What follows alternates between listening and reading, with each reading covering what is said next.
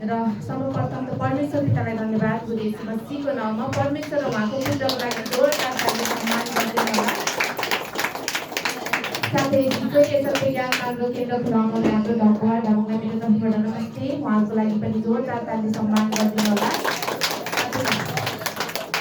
विशेष सल्लाहकारमा रहनुहुने हाम्रो पूर्णिमा थापा म्याडमलाई पनि मेरो तर्फबाट नमस्ते, उहाँको लागि पनि जोरदार ताली सम्मान गरिदिनु होला। सम्पूर्ण विश्वासीजनहरू र नयाँ पुरानो सानोदेखि बुढोसम्म सम्पूर्णलाई म सैनाको तर्फबाट नमस्ते। सम्पूर्णलाई ईश्वरको भरिपूर्ण आशिष र गवाई भन्नुपर्दा त परमेश्वरले हरेक पाइलामा साथ दिनु नै मेरो गवाई हो। परमेश्वरले मलाई कहीँ पनि छोड्नु नै हुन, राति सुत्दा उठ्दा जे काम गर्दा पनि परमेश्वर एकदम साथ दिनुभएको थियो। अब हिजो नि शुक्रबारको दिन ब्याङ्कमा दिदी आउनु भएको थिएन, मलाई बिहानदेखि बेलुकासम्म कस्तो पेट दुखेर गाह्रो भएको थियो। त्यही पनि म बेलुका चाहिँ यहाँ शिक्षा हुने, शिक्षामा चाहिँ जुट्नुपर्छ भनेर मागिराखेको थिएँ। अनि 8-9 बजीसम्म नि काममै बस्नुपर्ने कि ब्याङ्कमा, प्राइभेट ब्याङ्कमा चाहिँ त्यति गाह्रो हुने रहेछ। अब इन्टर्न भनेर के गर्ने, काम देखाएपछि गर्ने पनि। अनि काम गर्दा गर्दै त हिजो यति छिटो भ्याएँ त्यो काम मैले है, कामहरू पनि छिटो स्क्यान गरेर सबै सकेँ। अनि त्यो एउटा अकाउन्ट पनि हाल्न थियो, उता बाग्लुङको दिदीहरू पनि त्यही हुनुहुन्थ्यो। मैले मागेको गरेको थिएँ, पेट पनि धोइरहेको थिएँ, हे परमेश्वर भनेर पानी खाँदै काम गर्दै गरेँ।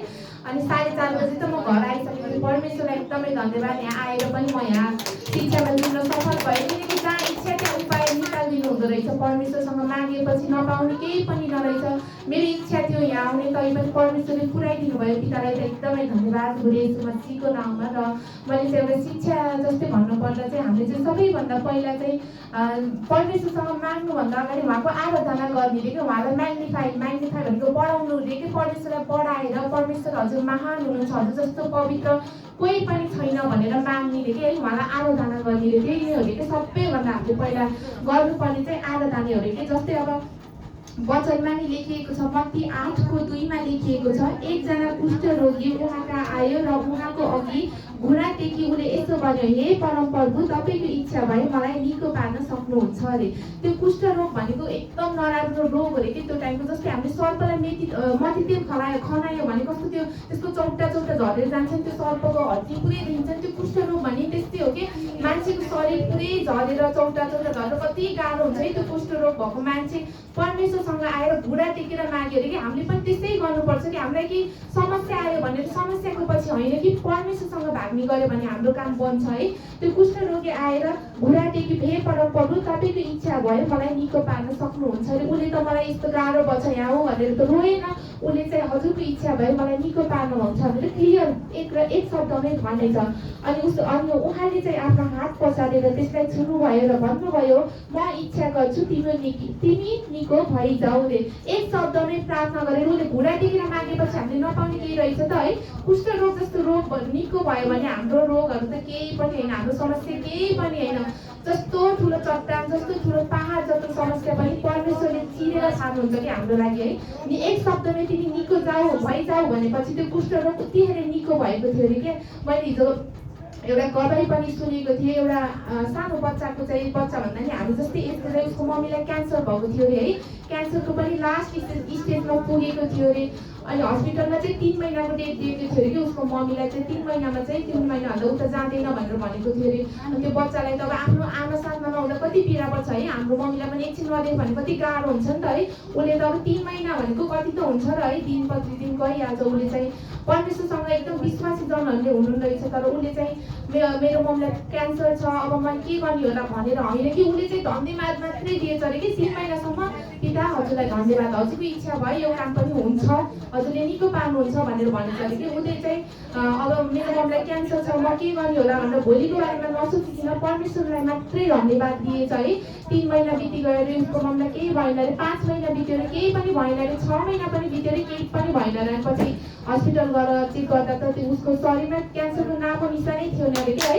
परमेश्वरले धन्यवाद मात्रै दिए पनि कति काम गर्नुहुँदो रहेछ कि। त्यही भएर परमेश्वरलाई चाहिँ सबैभन्दा पहिला धन्यवाद दिनु, उहाँको आराधना गर्नु, उहाँलाई एकदम बढाएर भन्नु कि अब हामीले बढाउन पनि कस्तो चिजलाई बढाइन्छ भने नचाहिने चिजलाई बढाइन्छ कि है।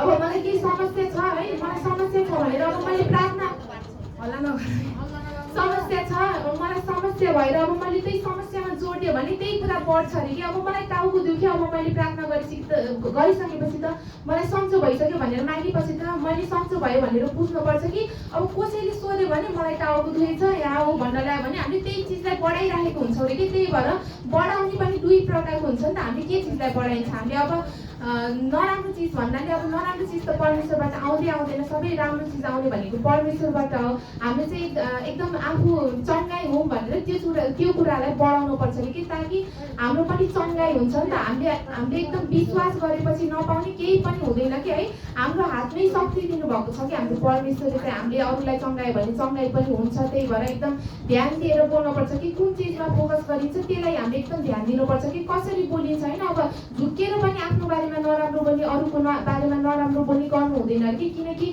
हाम्रो मुखमा नै परमेश्वर बस्नुहुन्छ अरे कि त्यो है त्यही भएर चाहिँ एकदम अरूलाई बोल्दा पनि राम्रो बोल्न पर्दैन अरूले हामीलाई अब के भन्छ तिमीलाई के बिरामी छौ भनेर सोध्यो भने पनि म चङ्गाई छु भनेर भन्नुपर्छ अरे कि किनकि हामीले जे बोल्यो त्यही कुरालाई हामीले बढाइराखेको हुन्छौँ अरे कि है परमेश्वरलाई एकदमै धन्यवाद दियो यस्तो नाममा सबैभन्दा ठुलो चाहिँ आराधना परमेश्वरको आराधना गर्यो भने परमेश्वरलाई धन्यवाद मात्रै दियो भने पनि हामी सम्पूर्णको काम बनाउनुहुन्छ र परमेश्वरले यही घडीमा सबैको नबनेको काम पनि बनाइसक्नुभयो पितालाई करोडको धन्यवाद गुरु यीशु मसीहको नाममा र मेरो गवाई प्लस वचन भन्नुपर्दा आजलाई यति नै र मेरो इच्छा चाहत भन्नुपर्दा सधैँ परमेश्वरको महिमा गर्ने तिमी इच्छा चाहन्छौ पितालाई त करोडको धन्यवाद गुरु यीशु मसीहको नाममा